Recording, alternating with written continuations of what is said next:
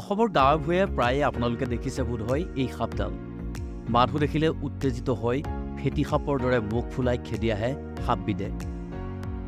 দেখিবলৈ তামৰ ৰঙৰ দৰে মূৰটো কিছু মোটা অসমীয়াত এই সাপবিধক ধুন্দুলি ফেটি বুলি কোৱা হয় যদিও ফেটি সাপৰ দৰে নহয় কথাবোৰ কোৱা হয় যে ধুন্দুলি ফেটি সাপ যদি আশে-পাশে থাকে ফেটি সাপো নাহে বোলে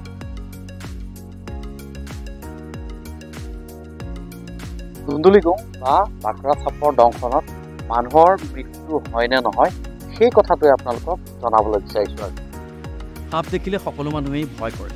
আৰু সকলোৱে সাপৰ পৰা আঁতৰত থাকিব বিচাৰে সাপ মানে আতংক সকলোৰে মাজত যিসকলে জানে তেওঁলোকৰ বাবে সাপ ভয় লগা নহবও পাৰে কিন্তু বেছিভাগ মানুহে ভয় কৰে সাপক ইয়াৰ কাৰণ হৈছে আপুনি মই সাপৰ বিষয়ে নজনাটো ধুন্দুলি গুম বা বাকৰা সাপে খুটিলে মানুহৰ মৃত্যু নহয় ই এটা অবিষাক্ত সাপ আৰু ইয়াৰ কোনো বিশেষ নাই মাত্ৰ এটা টিটেনাছ বেজি ল'লেই হৈ যায় সাধাৰণতে ভঁৰাল ঘৰ শুকান ঠাইত থাকে ধুন্দুলি গুম সাপ ইহঁতৰ প্ৰিয় খাদ্য হৈছে এন্দুৰ নিগনি আদি সেয়াও আমাৰ অসমীয়া ৰাইজে ইয়াক ভঁৰাল ৰখীয়া বুলিও কয় কাৰণ ভঁৰালৰ ধান খাবলৈ অহা নিগনি সহজতে খাবলৈ পোৱাৰ বাবে ই ভঁৰালতে থাকে যাৰ ফলত নিগনিৰ পৰা বাচি থাকে আমাৰ চহা ৰাইজৰ ভঁৰাল ঘৰটো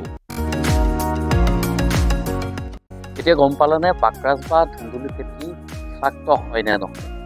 ৰ'ব এই সাপটোৱে যদি আপোনাক দেখে তেনেহ'লে আক্ৰমণৰ চেষ্টা কৰে কিন্তু আপুনি ভয় নাখাব কাৰণ ইয়াৰ দংশনৰ ফলত আপোনাৰ শৰীৰত কোনো ধৰণৰ বিপক্ৰিয়া নহয় কাৰণ ধুন্দুলি গুম বা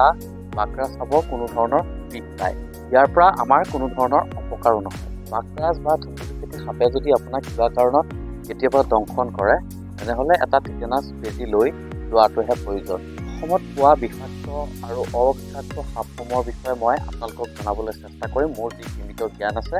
আৰু এই সাপসমূহ আপোনালোকক চিনাকি কৰি দিয়াৰ চেষ্টা কৰিম পৰৱৰ্তী সময়ত মই আপোনালোকক প্ৰতিবিধ সাপৰ বিষয়ে জনাবলৈ চেষ্টা কৰিম আপোনালোকে যদি কমেণ্ট কৰে সাপৰ বিষয়ে জানিব বিচাৰে মই আপোনালোকক ইমানখিনি জানো জনাবলৈ চেষ্টা কৰিম